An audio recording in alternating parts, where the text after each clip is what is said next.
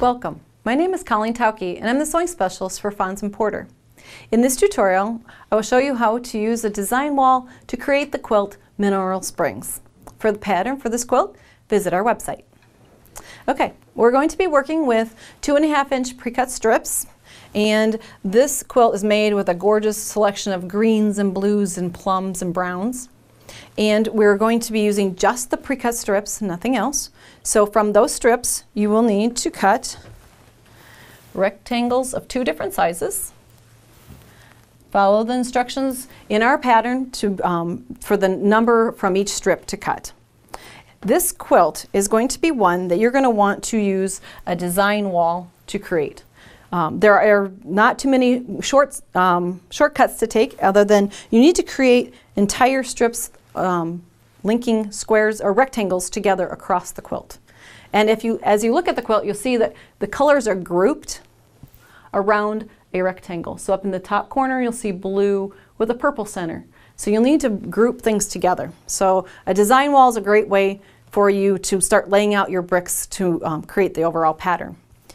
In my sewing space, I use the backside of a vinyl tablecloth. It's kind of flannel back to it, so that I can lay things out on it, and if I need to put it away, I can kind of roll it up, slide it underneath of a sofa or under a bed, and then take it back out and still have everything in the orientation that I started out with.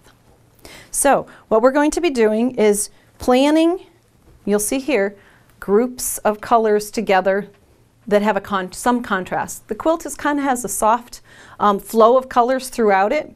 And the other tip is, once you start to get your rows constructed, is to use sticky dots or post-it notes or something and number your rows going down so that you know for sure this is where I wanted my colors to be grouped. Now, in the diagrams for this quilt, you will find that at the very first 3 rows, you're going to be cutting blocks that are even, and they start all at one point. And then from there, the blocks kind of shift back and forth.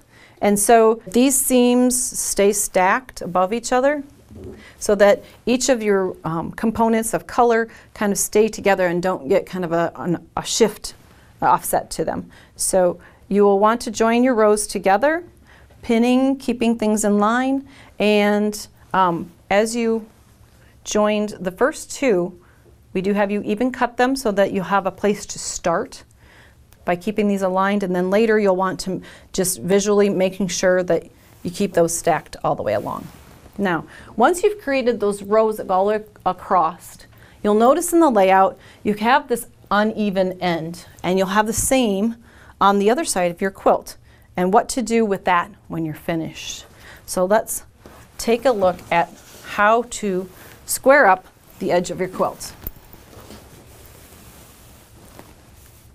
Now, this is what you should have when you get done, is this uneven side to side of your quilt. Top and bottom will be straight, side to side uneven.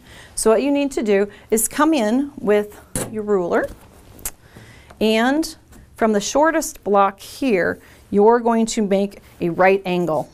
So you're going to come in and just going to trim this away, and do that on both sides of your quilt, left and right.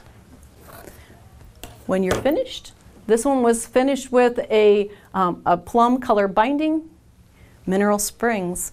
For more video tutorials, visit our website. Thanks for joining me.